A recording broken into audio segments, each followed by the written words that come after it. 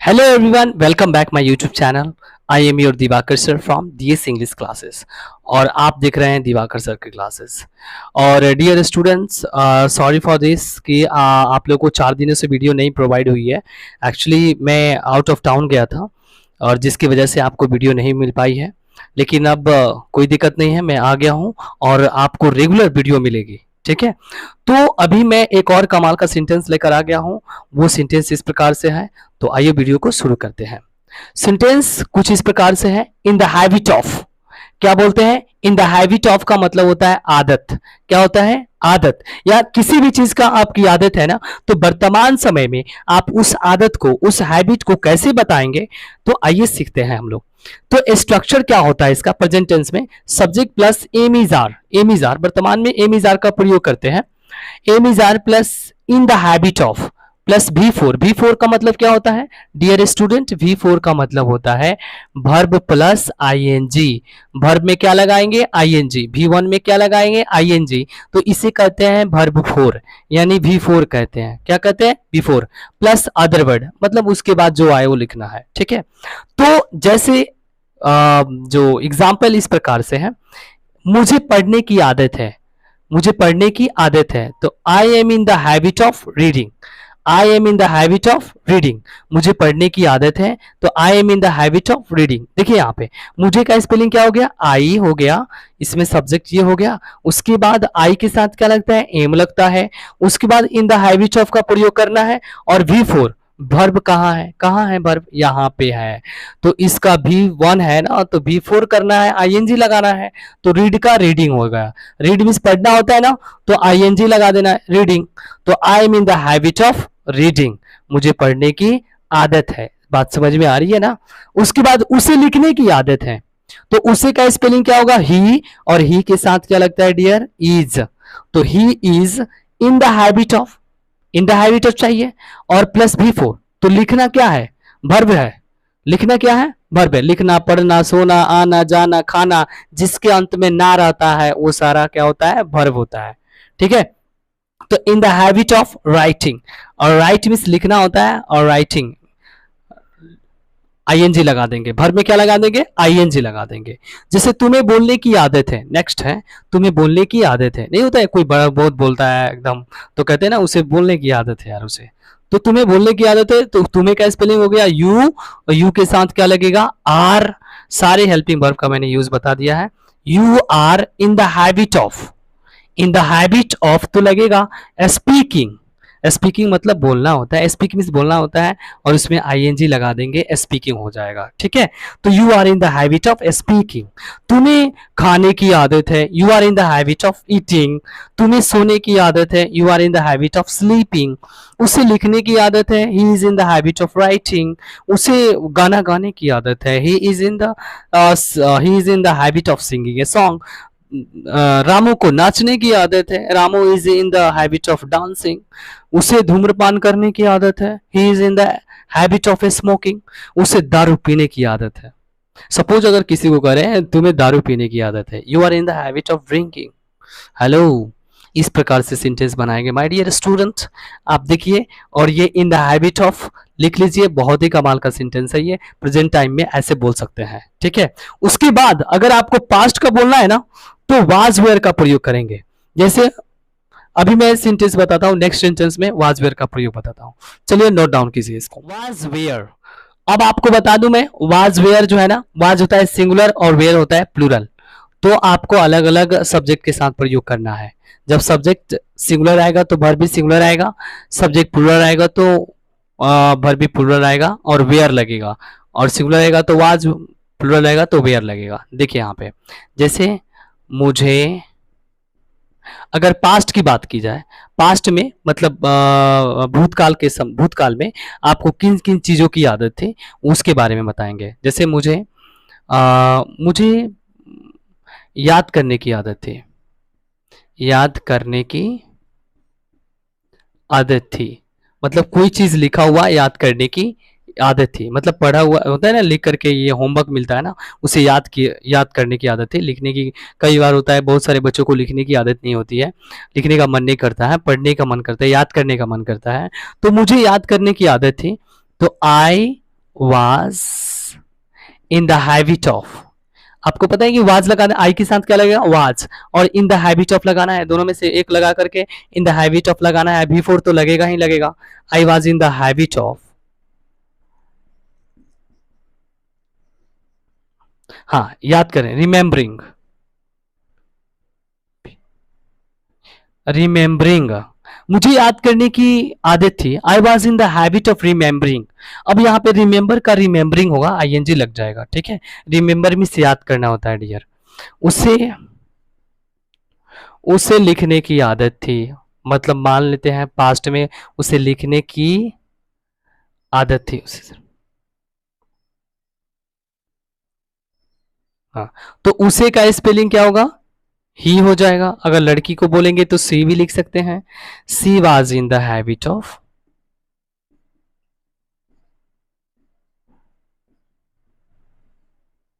She was in the habit of writing, she was in the habit of writing, उसे लिखने की आदत थी, she was in the habit of writing. बोलिए क्या दिक्कत है। हाँ, तुम्हें क्रिकेट खेलने की आदत थी,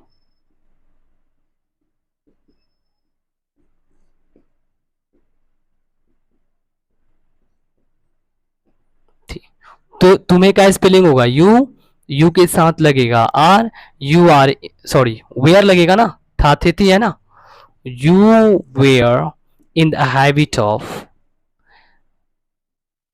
इन the habit of, you were in the habit of.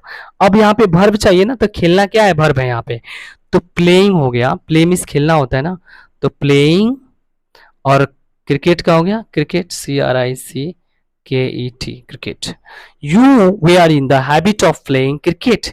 तो माय डियर स्टूडेंट, इस प्रकार से सेंटेंस बनता है, देखिए, और इस प्रकार से लिखिए, और पास्ट में भी बता सकते हैं आदत को, और प्रेजेंट में भी बता सकते हैं। जैसे कह सकते हैं उसे, मतलब कोई होता है कि पहले उसे शराब पीने की आदत होती थी, तो कह सकते हैं उसे शराब पीने की आदत थी, she was in the habit of drinking, उसे धूम्रपान करने की आदत थी, he was in the habit of smoking, है ना, उसे गाना गाने की आदत थी, he was in the habit of singing a song, है ना।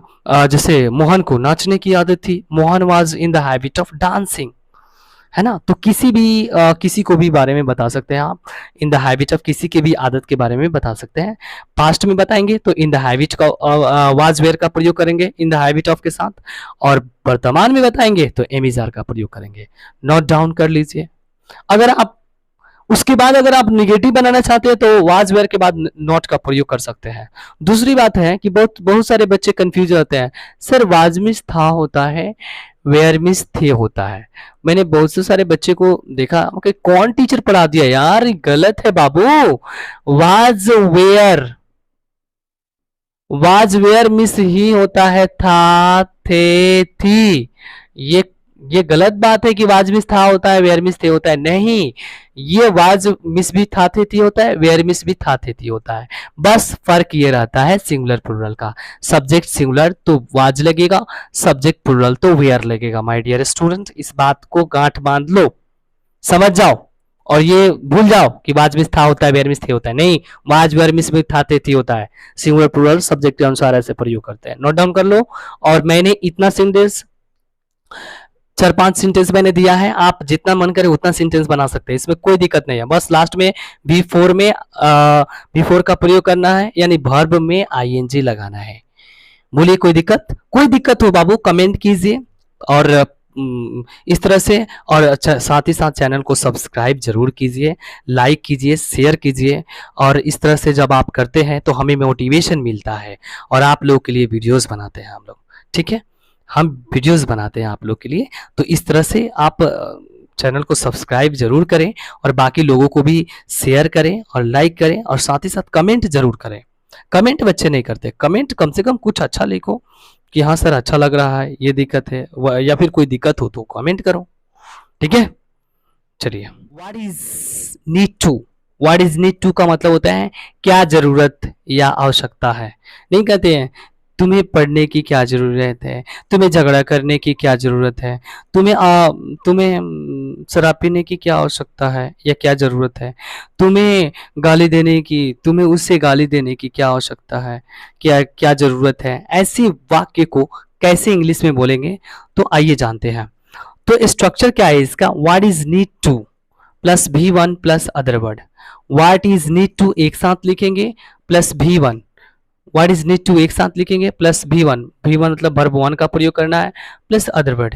जैसे वहां, जैसे यहाँ पे लिख सकते हैं तुम्हें, तुम्हें वहां जाने की क्या जरूरत है, तो जाने की क्या जरूरत है, तो यहाँ पे देखिए की क्या जरूरत है, तो what is need to, what is need to. अब यहाँ पे तुम्हें है ना, तो you go there, go there मतलब वहां जाने को, तो what is need to you go there, ठीक है। उसके बाद उसे गाली देने की क्या जरूरत है, उसे का spelling what is need to abuse, abuse मतलब वर्ब हुआ ना, यहाँ पे देखो की क्या जरूरत है, की क्या जरूरत है, व्हाट इज नीड टू हो गया। उसके बाद उसे गाली देने की, तो एब्यूज मीन्स गाली देना होता है, ही मीन्स उसे होता है, तो उसे गाली देने की, तो what is need to abuse him, abuse means गाली देना होता है, ठीक है। वहां अकेले जाने की क्या आवश्यकता है, जरूरत या आवश्यकता दोनों बात एक ही है। What is need to, what is need to तो लिखेंगे ही लिखेंगे, what is need to go there, go there मतलब वहां जाने की। हाँ कैसे, अकेले, एलोन मीन्स अकेला होता है, ALONE, एलोन मीन्स क्या होता है, अकेला, वहां अकेला जाने की क्या जरूरत है, what is need to go there alone. Car खरीदने की क्या आवश्यकता है, कार खरीदने की क्या आवश्यकता है, what is need two by A car, what is need two by, by मतलब वर्ब है, बाई V1 हो गया, ए कार मतलब कार खरीदने की क्या हो सकता है, what is need two by A car. Mobile खरीदने की क्या हो सकता है, what is need two by A mobile, है ना। और इस तरह से शराब पीने की क्या हो सकता है, what is need to drink, है ना। धूम्रपान करने की क्या हो सकता है, what is need to smoking, smoke, what is need to smoke, V1 का प्रयोग करना है, ठीक है। तो इस तरह से आप किसी चीज की आवश्यकता या जरूरत के लिए बोलते हैं, तो ऐसे वाक्यों को what is need to plus V1 plus other word के माध्यम से बोलेंगे। तो बोलिए, आपने सीखा, इसको नोट डाउन कर दिए, और इस प्रकार से ऐसे मैंने 4-5 सेंटेंस दिया है, और इस तरह से आप बहुत सारे सेंटेंस बनाइए और सीखिए व्हाट इज नीड टू। चलिए नोट डाउन कर लीजिए। टू का मतलब होता है पाता पाती, यानी जब वाक्य के अंत में पाता पाती रहता है, उसके पहले अगर helping verb am is are रहता है, तो एम इज आर रहेगा, तो इसका मतलब होता है पाता है, पाती है, पाते हैं, ठीक है। एम इज आर रहेगा तो क्या मतलब होगा, am is are plus able to का प्रयोग करेंगे, एम इज आर रहेगा इसके पहले, जब वाक्य के अंत में पाता है, पाती है, पाते हैं रहेगा, तो इसके पहले एम इज आर का प्रयोग करेंगे, ठीक है। पाता है, पाती है, पाते रहेगा तो क्या लगेंगे, am is are plus able to, able to का मतलब होता है कि जैसे पाता है, पाती मतलब कर पाता है ना, मतलब वो सक्षम है, कर पाएगा, ठीक है ना, मतलब वो कैपेबल है, कर पाएगा, इसलिए उसके अंत में पाता है, पाती है रहता है वाक्य के अंत में। जैसे अगर वही था थे थी रहेगा ना, तो पाता था, पाती थी, पाते थे, मतलब कर पाता था, ठीक है ना। कोई काम है जो कर पाता था, कर पाती थी, कर पाते थे, ये पास्ट में, भूतकाल में, और ये वर्तमान में जो होता है ना, तो एम इज आर का प्रयोग करेंगे। जैसे मैं अंग्रेजी पढ़ पाता हूँ, तो I am able to read English, मतलब कैपेसिटी, मतलब क्षमता है कि हम पढ़ सकते हैं, तो इसीलिए यहाँ पे एबल का प्रयोग करेंगे। ये क्षमता को शो करता है, कैपेसिटी को बताता है कि वो कर पाएगा। तो I am able to read English, मैं अंग्रेजी पढ़ पाता हूँ, मैं अंग्रेजी लिख पाता हूँ। I am able to write English, मैं अंग्रेजी बोल सकता हूँ। I am able to speak English, वह गाना गा पाती है। She is able to sing a song. यहाँ पे देखिए स्ट्रक्चर मैंने लिखा है, subject plus am is are, या वाज वेयर, था थे रहेगा तो वाज वेयर का प्रयोग करेंगे, plus able to plus V1 plus other word. जैसे वह गाना गा पाती है, she is able to sing a song. जैसे वह, he was able to dance, वह नाच पाता था, he was able to dance, वह नाच पाता था, वाज आ गया ना यहाँ पे था के लिए। जैसे तुम खेल पाते थे, you were able to play, तुम क्रिकेट खेल पाते थे, you were able to play cricket, है ना। वह गाना लिख पाता था, सपोज वह गाना लिख पाता था, तो he was able to write song, write song, ठीक है। तो इस तरह से आप एबल टू का प्रयोग करेंगे कब, क्षमता को दर्शाने के लिए कि वो चल, जैसे वह चल पाता था, he was able to walk, तुम दौड़ पाते थे, you were able to run, वह सुबह में दौड़ पाता था, he was able to walk in the morning, या run in the morning, run मतलब दौड़ना होता है, वॉक मीन्स चलना होता है, टहलना होता है, ठीक है।